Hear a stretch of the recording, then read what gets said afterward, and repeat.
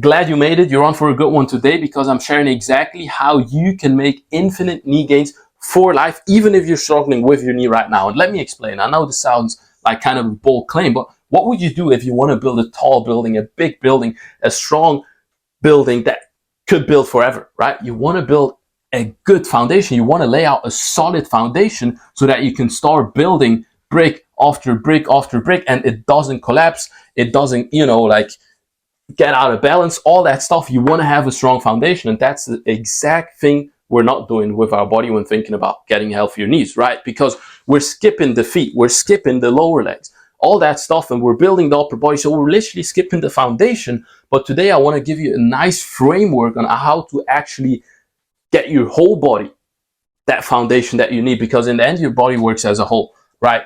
1, 2, 3. First one being joint dominance, right? Second one, mobility.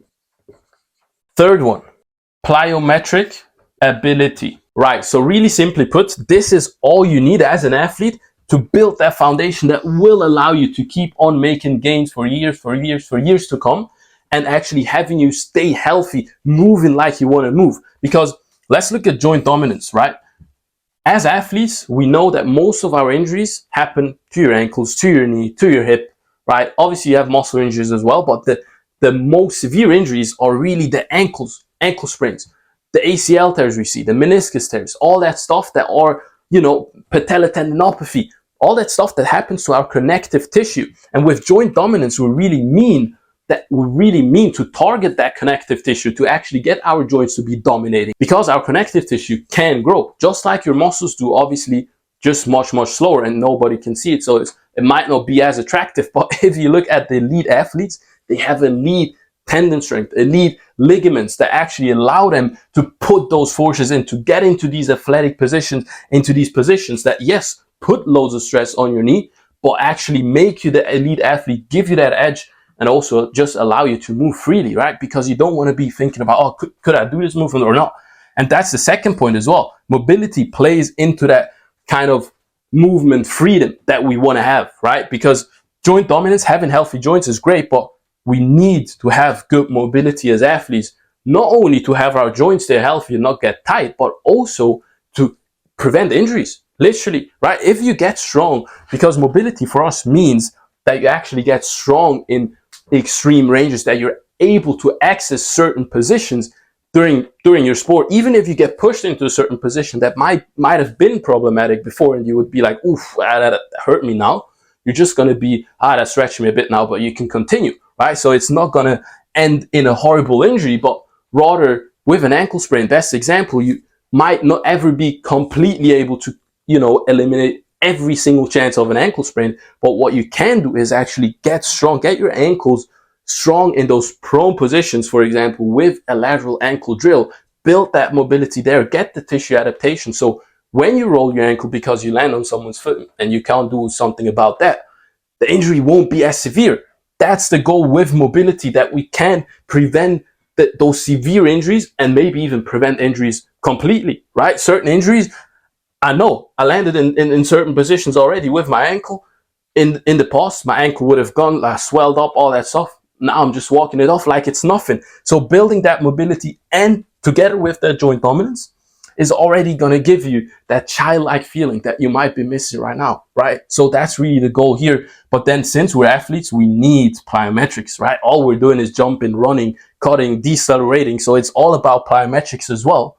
And if we want to play long term, we have to be able to handle those plyometrics. And just like with muscle training that we're progressively overloading, right? We can progressively up the intensity of our plyometrics, right? There is no need to rush. That's one thing, right? And you will find those small cut jumps that you can do, those really light plyometrics that you can start doing once you build the foundation with this.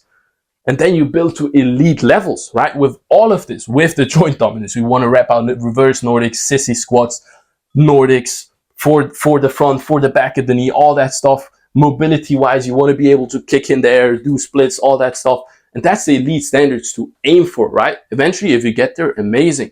I'm not saying you have to be there, but getting there is definitely not going to hurt you. It's just going to make you more protected if you build up to it over time. Plyometric ability. The second thing then with plyometric ability, after, okay, we're ramping up over time, not rushing anything, is also making sure, okay, that we can absorb the forces. If we're jumping up, there's also force going down as well. Again, reverse, boom. If you're, let's say you're jumping up really high, right? You're jumping up really high, boom. You land now from that height, but since you've only done box jumps and you land here, like you're jumping high and then you land here, you never had to absorb all that force here, right? So you're just doing box jumps to produce the force, but you're not actually learning to absorb the force, and that's really problematic, right? So depth drops, single leg bounds where you're actually bounding from leg to leg, or even with one leg where you have to absorb the force as you land and produce force again as you want to jump further, right? Exercise like that with the plyometrics are also going to be a game changer for your long-term health, because with single leg plyometrics you can rebalance from side to side, and with plyometrics that actually focus on force absorption, we're going to make sure that we can actually handle the forces we're producing, and we're not driving around a Ferrari with the brakes of a bicycle, right? We're driving real fast, jumping high, and we can't handle that. We can't slow it down. That's really problematic, and also a reason why we're seeing so many non-contact injuries. That's really it, right? It goes into more detail, but overall, this is what you need to know. Right? If you can work on these exercises, and I'm going to share joint dominant exercise for the knee, have already done in mobility, plyometric ability, all that stuff. We're just on day 8. It's going to continue, and I'm glad to have you here and hopefully see you on day 9 of the Bulletproof Truth. Peace.